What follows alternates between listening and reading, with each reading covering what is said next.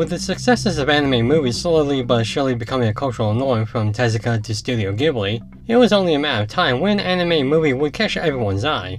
A few months after Studio Ghibli's double features, a science fiction cyberpunk psychological thriller made its debut. AKIRA, as the movie was called, was an ambitious project that rode on the influence of the 1987 film Neo Tokyo, directed and distributed by the same people. But as time would tell, AKIRA would become one of, if not the, greatest anime movies of all time, as well as of all anime movies in general.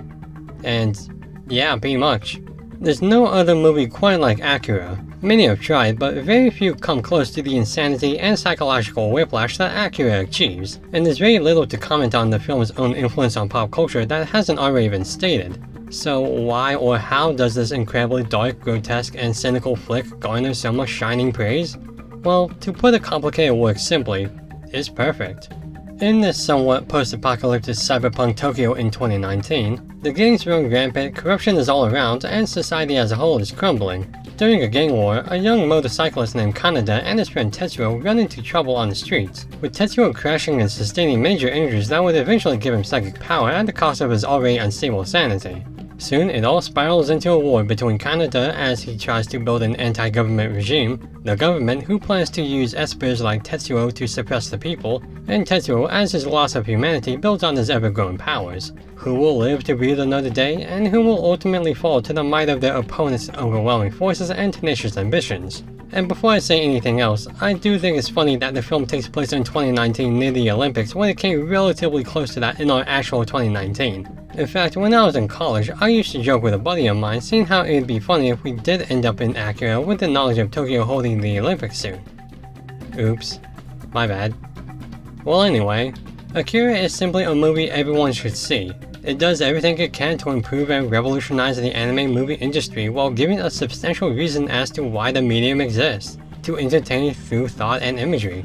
It's for this reason that makes AKIRA a hard film to review, because there is no straight answer, and you're given heavy and detailed imagery everyone, including me, have a tough time wrapping their heads around. I've seen the movie tons of times and I still don't fully understand it. But that's kind of the beauty of it.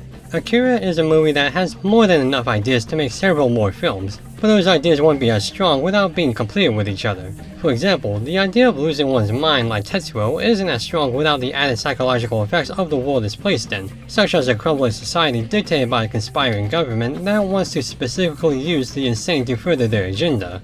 Oddly enough, AKIRA is a film that needs its numerous philosophies so that they balance and work with each other to deliver a higher message. It's one thing to keep the separate plot points like government-sanctioned torture, a nihilistic outlook on the carnal instincts of man, and the effects of a war on drugs on the common populace for a perceived greater good intertwined and somewhat related.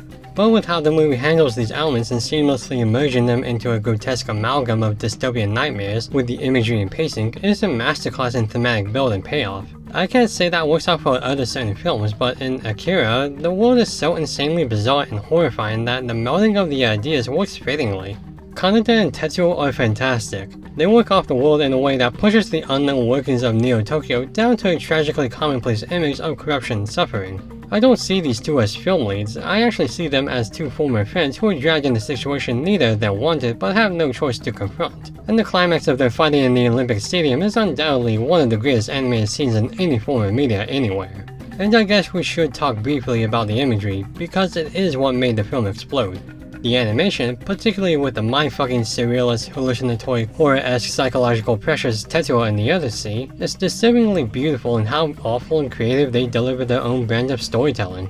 The elderly children, the psycho plush dolls, that giant aborted fetus is also aesthetically pleasing while also being terrifyingly appropriate in the story's context and overall messages it's trying to get across. These are stunningly atrocious images, and they're all lit and shaded with a gross filter over them that they accentuate the body horror and psychological digs in the theme so well. They are beyond memorable scenes, and for good reason. If I really had to give a criticism of the film, it's that its dubs aren't too strong. Yeah, this movie has two official dubs, one from 1989 and the other 2001. It's not that the dubs are bad, they're just kind of low-key and a bit reserved in comparison to the original, with the older dub having weird sound design too.